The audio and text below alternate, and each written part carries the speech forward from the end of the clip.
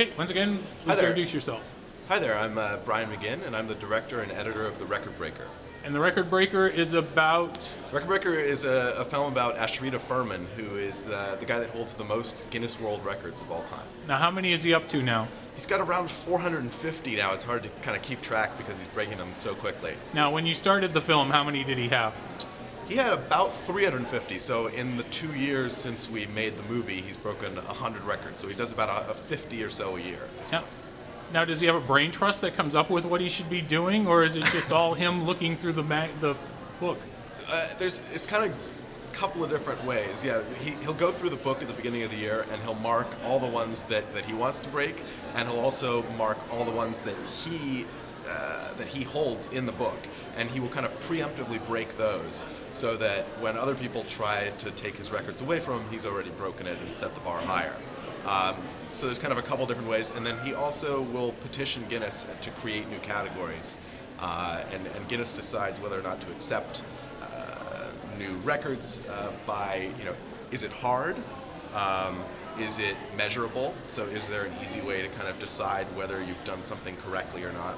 And is it beatable? So it can't be like first person to summit something, it has to be the amount of time to summit something. So those are kind of a few of the ways he finds new records. Now, has he tried to do one of the great records like Eat a Bicycle or, world's fattest twins on mopeds or something? The real records when you were kids that mattered.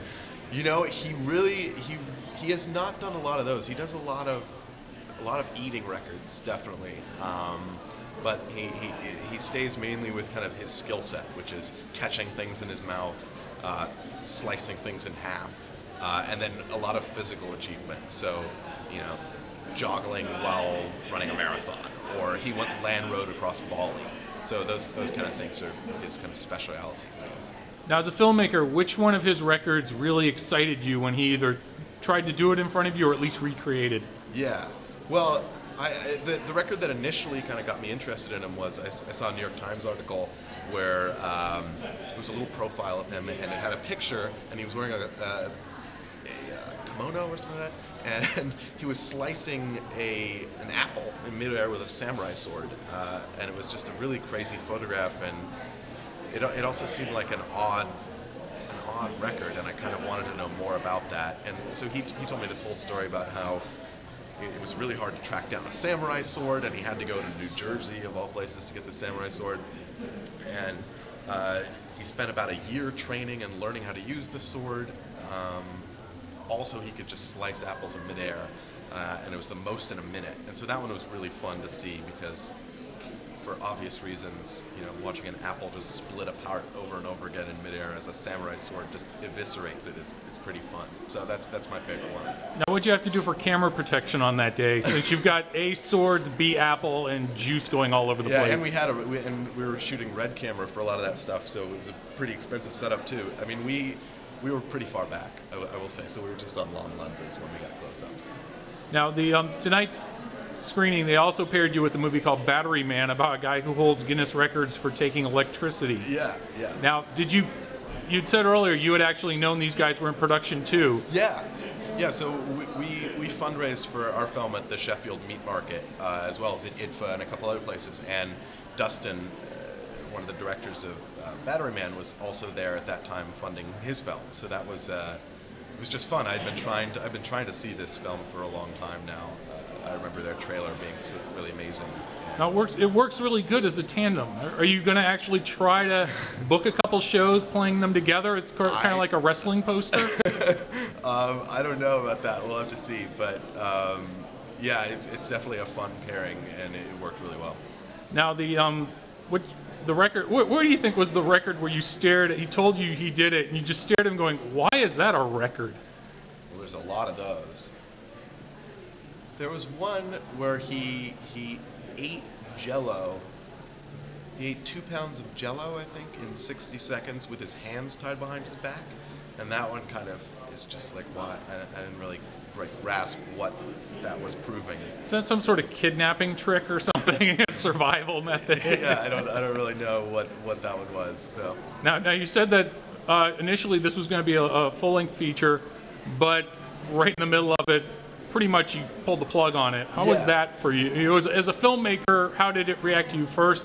And seeing the finished product, how does it make you feel? Yeah, well, I mean, it was definitely disappointing because especially making a documentary about someone who's such an amazing character, you spend a lot of time kind of working with that person and trying to convince them to do the movie, and so it was also it was very disappointing on a personal level as well as a professional level, that we weren't able to kind of finish the film. But I'm really happy that Ashrita likes the movie now, and I'm really happy with the finished product. We've had a great festival run, and so the film, everything ended up okay, which is good. Is it interesting that you didn't have to go through as much footage to do this? I mean, in other words, you were able to make it even tighter than you originally thought you were going to have to make it.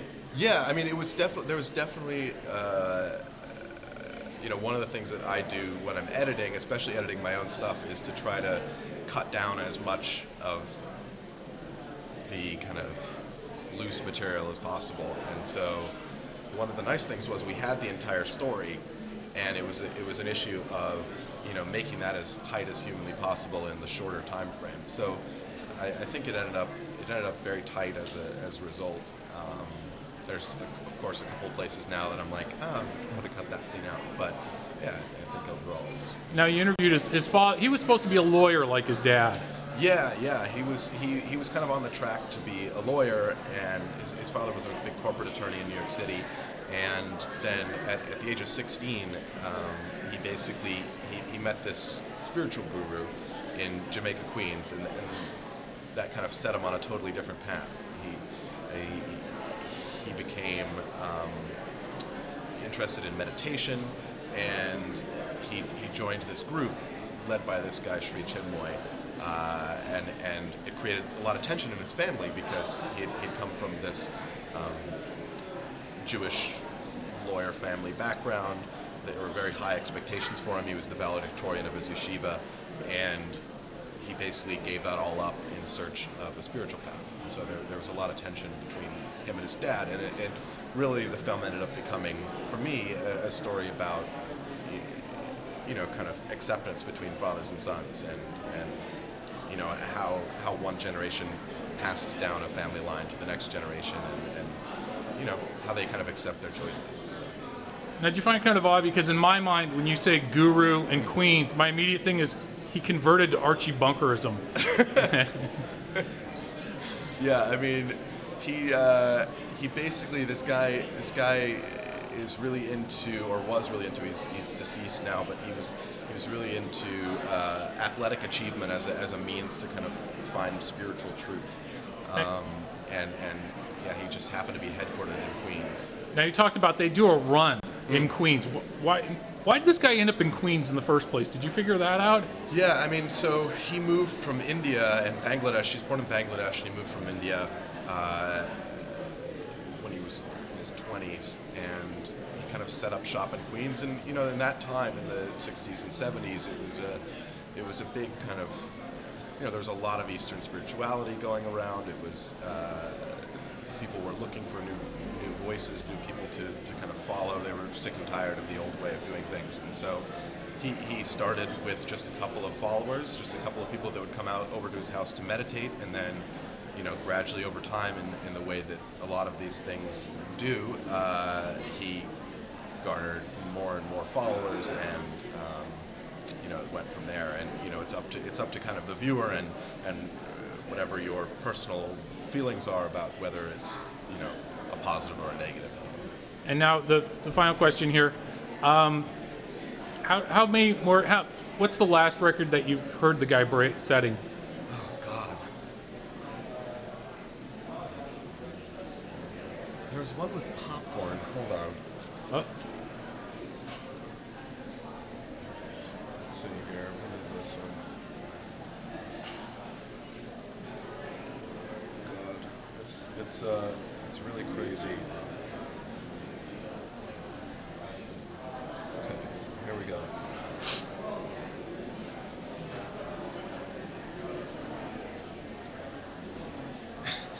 Yeah, here we go.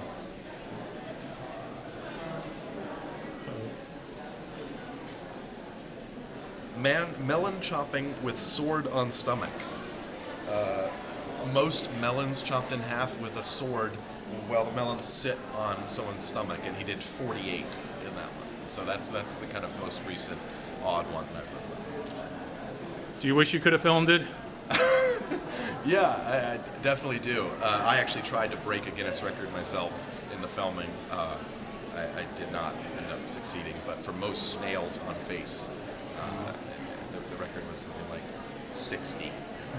And you got up to 40? Okay. Well, thanks so much. Sure, thank you so much.